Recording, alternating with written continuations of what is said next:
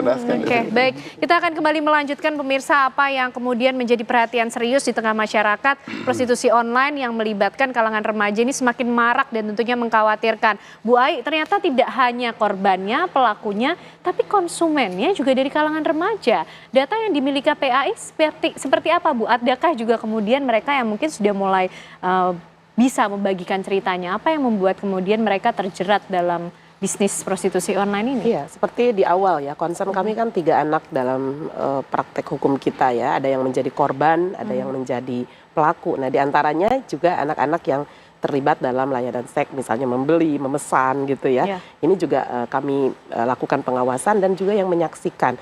Saksi ini kan bisa mendengar gitu ya, bisa jadi temannya orang yang menjadi korban dan lain sebagainya. Nah, dari beberapa yang kami ungkap melalui pendekatan pengawasan dan kita bertemu dengan korban, ini korban dulu saya ingin cerita, bahwa memang situasi ini tidak menjadi faktor tunggal mencari misalnya ekonomi ya.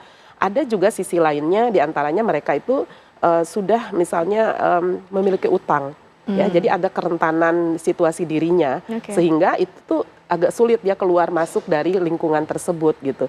Yang kedua, kalau kita mengenal dalam eksploitasi seks online itu ada yang disebut seksorsion, adanya tingkat pemerasan oleh seseorang. Karena dia sudah menjadi konten misalnya seksualitas, maka untuk keluar dari lingkungan itu sudah ada ancaman, sehingga tidak mampu. Nah, ini yang kemudian agak berat ya. Dan yang ketiga, dia memang pada aspek kemudian dijerat menjadi pelaku, dia juga ngajak orang. Kalau ini misalnya dibocorkan, kamu itu jadi bukan korban lagi, tapi menjadi pelaku. Nah, ini eskalasi gitu ya situasi ini. Nah, tentu concern KPAI tetap mendudukan anak ini hakikatnya adalah korban.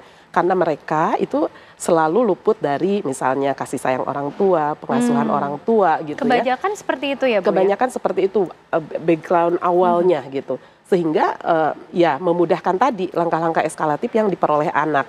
Tetapi ada juga diantaranya yang tetap dalam keluarga yang utuh misalnya, tetapi ada situasi ketergantungan anak kemudian hanya bisa bermain melalui gadgetnya tanpa ada pengasuhan yang involving ya, artinya ada sentuhan, kasih sayang secara langsung di dalam pengasuhan yang itu bisa dilakukan secara bersama-sama. Nah, ini yang persoalan-persoalan ini yang kemudian menjadi trigger apakah media sosial ini memang karena tidak bisa diawasi ya, tidak punya badan pengawas yang berkaitan dengan media sosial, perlu ada penataan nih di level pemerintah, mana misalnya platform yang bisa ada di Indonesia dan yang tidak. Karena ada situasi tadi bahwa anak-anak tuh semakin mencintai dunia maya ya karena ada layanan-layanan di dalam sebuah platform yang itu relate dengan kehidupannya gitu ya. Kemudian difasilitasi dengan tanpa sadar oleh orang tua.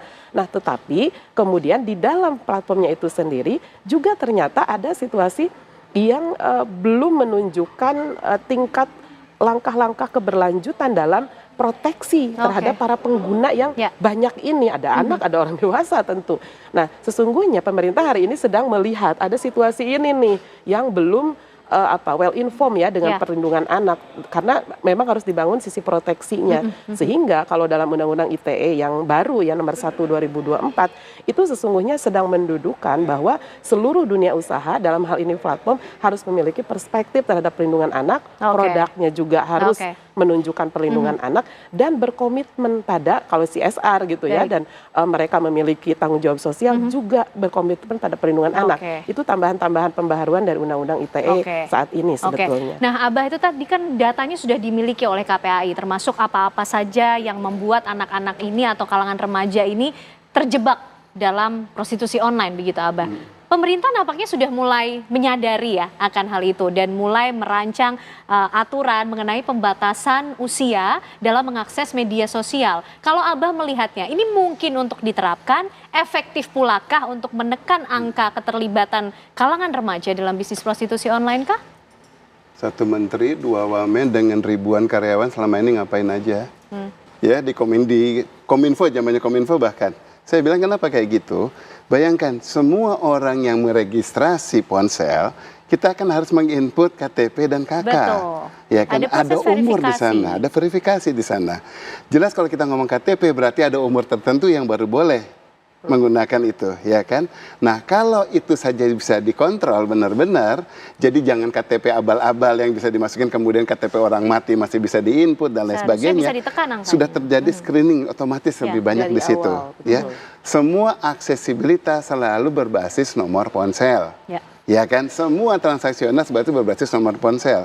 Yang namanya OTP, one time password dan lain sebagainya, interaksi semua ini berbasis nomor ponsel.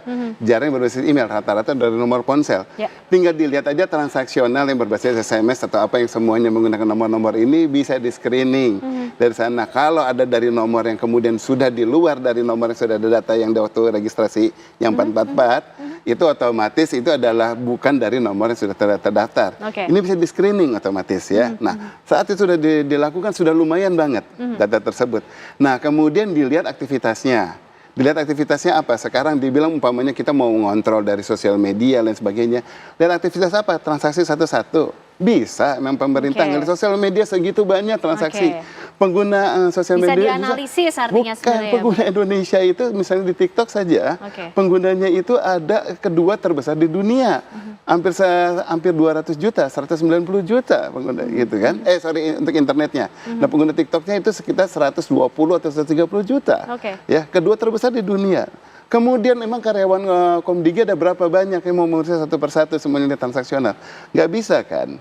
Nah, Harus dibangun sistem. Atau gini, seperti apa, Abang? kalau kita bilang mau membangun sistem, kontrol ujung-ujungnya apa? Asik di kementeriannya, ada proyek, akhirnya kemudian untuk mengontrol di sini. Karena yang penting ada akhirnya fungsi pengawasan dan kontrol dari sistem yang kemudian dirancang itu. Enggak. Yang penting kalau bagi saya selalu dari dulu saya ngelihat kalau dari kementerian, bukan berarti saya anti pemerintah ya, tetapi aktivitasnya dari kementerian selalu apa? Yang penting segala satu hal kecil jadi proyek. Semuanya kasus di sini jadi proyek. Nanti habis ini lihat akhirnya ada proyek segala untuk mengontrol ini itu. Sementara yang sudah ada saja tidak dimanfaatkan. Oke. Harusnya dimanfaatkan dulu untuk kemudian dilihat apa yang bisa kekurangan dari sana itu yang dikembangkan. Jangan bikin baru yang lama diignore. Oke. Ya itu. Nah kemudian sekarang kita bicara dari transaksional. Kita bilang mau didekati sekarang dari penyedia layanan. Ya. Penyedia layanan sudah diterapkan yang namanya PSE, penyediaan sistem elektronika. Sudah dibatasi di sana. Kemudian kalau dibilang ada sesuatu hal-hal yang kayak gini langsung umpamanya penggunaan yang di luar batas, anak-anak di bawah umur itu mesti langsung di-cut.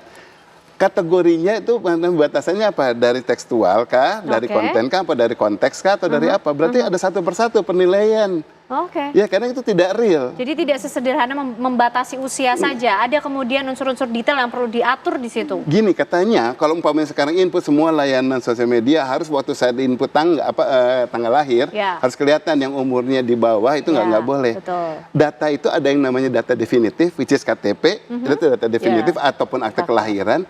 Ada data komunikatif yang dia sampaikan.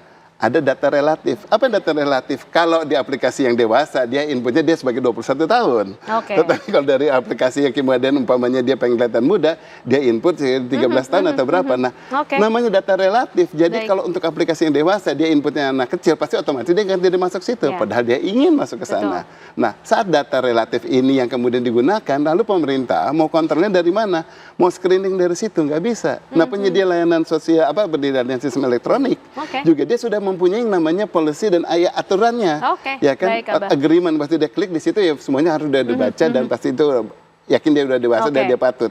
Nah, kalau dia bilang saya nggak patut tetapi saya klik agree, yes, selesai. Dia Oke, berhak. baik Abah. Artinya sebenarnya pemerintah itu sedari dulu sudah bisa melakukan hal ini, tinggal dimaksimalkan kemudian fungsi ataupun juga peran dari yang terkait untuk bisa Iya. mengatur tujuannya tentunya untuk menekan angka keterlibatan remaja di prostitusi online, sekaligus juga tidak lepas dari pengawasan orang tua Oh iya, yang dituntut iya. lebih Ini lagi ya yang Bu harus Aya. betul-betul Ya, nggak singkat bisa saja Bu Aya. pembatasan itu menjadi satu-satunya harapan kita Oke, menekan baik. kejahatan di ranah daring. Tetapi dari awal fungsi orang tua mengawasi, memberikan digital parenting ya, dan kemudian menjadi role model itu yang Oke. utama dan jangan sampai terlewatkan. Kita sudah tangkap apa yang kemudian menjadi kuncinya. Tentu kita harap pemerintah betul-betul serius mengenai kasus ini karena tentunya berkaitan dengan masa depan dari anak bangsa. Terima kasih Bu Ai, terima kasih Abah malam hari ini sudah bergabung bersama kami di Apa Kabar Indonesia Malam.